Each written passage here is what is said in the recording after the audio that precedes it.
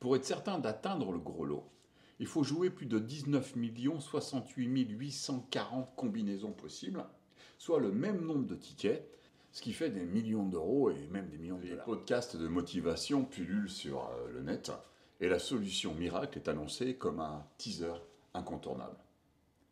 La population a besoin de comprendre ce qui se passe dans sa tête pour son bien-être personnel et puis surtout comment le faire pour pouvoir le détourner. Elle a alors l'impression d'avoir le libre arbitre de choisir. Je ferai un autre post sur le libre arbitre beaucoup plus tard. Les explications sur la motivation sont toutes bonnes et documentées, mais généralisent une réponse qui ne répond pas au problème et au fonctionnement de tous. Je vous propose une réflexion dans les images suivantes qui répondra à votre spécificité. Pendant longtemps, l'expression « quand on veut, on peut » a été déclamée comme un argument de fin de rhétorique et d'argument donc. Le problème, c'est que pour vouloir, il faut pouvoir. Un exemple, je veux gagner au loto, et pour le pouvoir, premièrement, il faut jouer. Pour être certain d'atteindre le gros lot, il faut jouer plus de 19 68 840 combinaisons possibles, soit le même nombre de tickets, ce qui fait des millions d'euros et même des millions de dollars. Alors, est-ce que j'ai vraiment les moyens de le faire financièrement?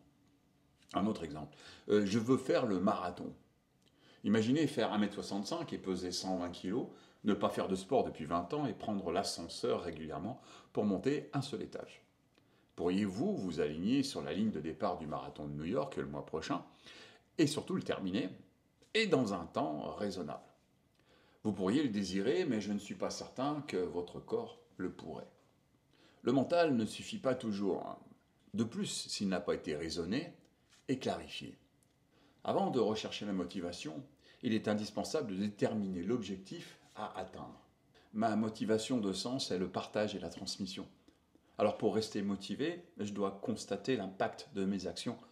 Et pour cela, c'est vos partages, vos commentaires, vos likes et un petit avis sous ma chronique ou la vidéo qui va m'encourager à continuer. Merci par avance. Que ce soit faire du sport ou avoir une augmentation, faire l'apprentissage d'une technique, d'une langue étrangère ou tout simplement d'avoir du plaisir, il est nécessaire de le déterminer spécifiquement d'une façon positive. Ensuite, vous devrez répondre aux questions quoi, quand, où, comment, avec qui, est-ce que cela va changer. Ne prenez pas cet exercice à la légère. Il demandera plus ou moins de temps pour pouvoir l'éclaircir selon l'importance de l'objectif à atteindre. Quelques exemples. Par exemple, quelque chose de tout simple. Mon objectif c'est, je vais manger au brunch à midi. Alors les réponses qu'on peut se donner, c'est, en étant plus spécifique, c'est des frites. Je vais manger des frites. Je vais les cuire dans la friteuse à air, avec les pommes de terre que j'ai dans mon frigo. À la maison, je vais manger, à table, dans ma salle à manger, avec mes 2 enfants, à 12h30. Ce que ça va changer, c'est que tout le monde sera heureux, et en plus cela renforcera le partage et la discussion en famille. Un autre exemple, je vais changer de travail. Alors les questions à se poser, c'est d'abord, est-ce que c'est possible? Pour faire quoi? Quand? Dans combien de temps? Mais où est-ce que vous voulez changer de travail? Où est-ce que vous voulez aller? Comment est-ce que vous allez vous y prendre? Qui vais-je contacter? Et de quoi ai-je besoin pour changer de travail? Qu'est-ce que cela va changer pour moi et pour les gens qui m'entourent? Et puis, la vraie question, c'est est-ce que c'est toujours possible après m'être posé toutes ces questions? Une autre interrogation que vous pouvez avoir, c'est est-ce que je vais quitter le foyer? Est-ce que c'est vraiment possible? Quand, dans combien de temps je veux quitter le foyer? Où est-ce que je vais aller? Comment je vais m'y prendre? Et qui vais-je contacter? De quoi ai-je besoin pour partir? Qu'est-ce que cela va changer pour moi, autour de moi, les gens qui m'entourent? Et après avoir répondu à toutes ces questions, est-ce que c'est toujours possible? Un autre exemple, une autre interrogation. J'ai un objectif, je vais faire du sport. C'est nommé de façon positive. D'abord, est-ce que c'est possible? Est-ce que j'ai la capacité? Mais quel sport? À partir de quand? Quel jour et à quelle heure je vais faire du sport? Où vais-je le faire? Dans quelle salle? Dans quel stade? Sur quel circuit? Comment je vais m'y prendre? Qui vais-je contacter? De quoi ai-je besoin? Matériel, une tenue spécifique? Qu'est-ce que cela va changer pour moi?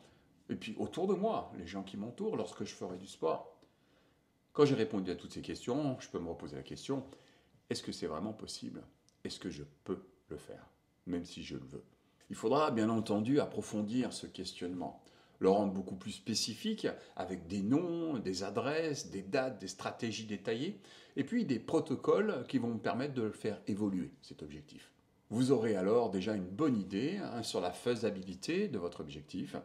Et n'oubliez pas, sur mon site, là, juste au-dessus, là, cliquez juste là, vous avez un atelier gratuit que je vous propose pour pouvoir vous aider à comprendre comment définir un objectif et répondre à certaines de vos questions. Maintenant, ce n'est pas l'idée qui fait la réussite, mais la motivation de pouvoir l'emmener, cette idée, jusqu'au bout. Alors, d'après les recherches, pour l'instant, on a 3 pistes différentes qui ont été étudiées pour comprendre le fonctionnement du cerveau face à la motivation. Afin de motiver les animaux, dans les protocoles de recherche par exemple, la récompense est souvent alimentaire, ce qui crée le déclencheur d'action. C'est pas à vous que je vais apprendre que tous les comportements de la nature et de l'animal a un but, c'est d'atteindre, quelle que soit l'action, c'est d'atteindre. Un rat, par exemple, dans un labyrinthe, se dirige vers le morceau de fromage, c'est ce qu'il recherche, la récompense. Un arbre, ses racines s'ancrent dans le sol pour aller chercher de l'eau et le nutriment, pour le nourrir. Il est donc temps maintenant de se pencher sur la théorie des actions de la motivation. Alors, la première motivation externe, qui est, semble-t-il, le besoin d'avoir ou de posséder. Un exemple, je fais ça pour obtenir quelque chose de palpable, de matériel, qui va répondre à un besoin spécifique venant de l'extérieur. Au travail, par exemple, c'est d'avoir un meilleur environnement, plus de matériel peut-être, une nouvelle imprimante, nouveaux fauteuils, nouveaux écrans, du personnel peut-être pour nous aider, ou même tout simplement de l'argent.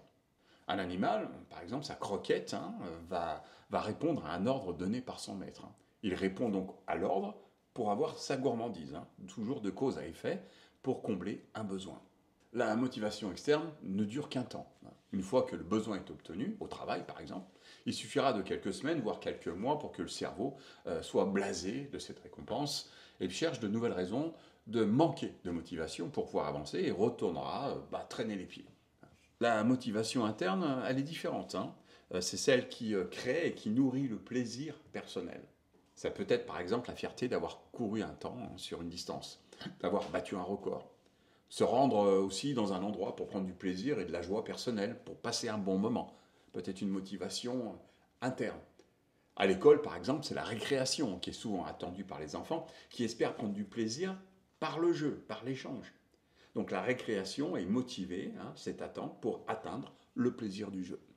Chez les animaux, certains chiens sont motivés par le jouet plus que pour la nourriture et obéissent bien mieux si on leur propose de jouer que de leur donner à manger. Ils prennent du plaisir par le jeu qui les motive. Comme l'externe, la motivation interne s'étiole assez rapidement, c'est-à-dire qu'elle disparaît rapidement une fois que l'objectif et la récompense a été atteinte.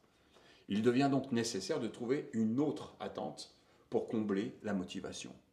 Ce protocole de motivation, la motivation de sens, appartient au raisonnement, c'est à la réflexion. C'est ce que recherche l'être humain aujourd'hui, dans notre société, à notre époque. Il est possible que seul l'homme, avec un grand H, l'être humain, puisse profiter de ce type d'inspiration, de motivation. La motivation de sens est reliée à la raison primaire d'agir et de garder cette envie de continuer. Après avoir réfléchi aux étapes ci-dessus, je vous rappelle, pour atteindre votre objectif, réfléchissez au pourquoi profond qui vous pousse à atteindre le but que vous vous fixez. Demandez-vous quelle est la raison pour vouloir le faire à tout prix. Réfléchir à ce qu'il y a sous le pourquoi permet de découvrir la force et l'énergie qui vous poussent à agir. Ce sens est souvent une valeur profonde. Je parlerai de socle plus que de valeur. Les philosophes estiment qu'une valeur identitaire est un jugement qui n'est pas dénué d'un sens, d'un besoin à combler. Votre identité est construite sur des fondements indéracinables qui permettent de garder une motivation sur du long terme. Je vous rappelle, les croyances construisent les valeurs créent l'identité qui sont les fondements de votre identité. Donc la motivation de sens, c'est faire partie d'un tout. Une espèce d'étoile polaire, l'étoile du Nord qui vous dirige dans le noir et vous permet d'avancer, quelle que soit la météo. Ça vient vous chercher au fond sans savoir pourquoi, automatique. Pouvoir faire des apprentissages ou faire partie d'un ensemble qui apportera de l'aide aux autres est une motivation de sens. Par exemple, ça peut être la transmission de connaissances, la protection, la mise en sécurité d'un groupe, faire du bénévolat, par exemple, de l'humanisme tout simplement. Où est-il ce sens? Où est-elle cette valeur? Recherchez dans tous vos objectifs précédents le précepte identitaire, donc la valeur, la croyance, qui vous a dirigé à atteindre cet objectif, qui vous a accompagné à atteindre cet objectif. Une fois trouvé, votre motivation peut s'implanter pour toujours comme un moteur de vie. Vous pouvez même vous resservir de cette motivation et de cette valeur pour un autre projet. Que ce soit faire ou pour défaire, réfléchissez aux possibilités suivantes. Donc une valeur, par exemple au travail, qui pourrait vous motiver, pourrait être vos collègues, tout simplement. Le partage, l'appartenance au groupe, faire grandir l'entreprise, accueillir les autres, transmettre vos connaissances. Ou même le matériel qui pourrait simplement vous motiver à aller travailler. D'autres valeurs, d'autres motivations du sport, d'autres valeurs profondes qui pourraient être montrer l'exemple à la famille lorsque vous faites du sport et à vos amis. La santé du corps et de l'esprit qui font partie de vos valeurs. Garder l'esprit combatif, plus qu'un corps, même si c'est important. Que l'on parle de vous comme une référence. Pour les études, la motivation pourrait être d'avoir la capacité de réflexion plus que de retenir les enseignements et les apprentissages qu'on vous a donnés. Comprendre les codes de la société pour pouvoir mieux interagir dans le futur. Obtenir ce fameux bout de papier qui vous permettra d'accéder à une position où vous pourrez agir selon votre conscience. En famille, la motivation pourrait être tout simplement des valeurs de respect, de fidélité, pour faire grandir ceux qui vous entourent, transmettre, protéger et tout simplement sécuriser. Si la motivation peut être aussi vénale, l'être humain est foncièrement bon. Il peut être idiot lorsqu'il ne raisonne pas et désire simplement posséder de façon égoïste dans l'instant, dans le moment. Mais il finit toujours par se retrouver face à lui-même et ses actions et à prendre conscience de ses agissements. Notre société est créée autour des valeurs de motivation qui font le socle de l'esprit humain. L'appartenance, l'empathie, le partage et la transmission, entre autres, en font partie. Si l'objectif que vous voulez atteindre ne tient pas compte d'un fondement identitaire, demandez-vous ce qui pourrait le relier avec le temps à ce fondement. La motivation, à ce moment-là, ne vous lâchera plus. Prenez la peine de consulter pour vous accompagner à prendre de bonnes décisions, pour vous engager avec une motivation sur du long terme. Alors contactez-moi et faites confiance à la partie qui sait.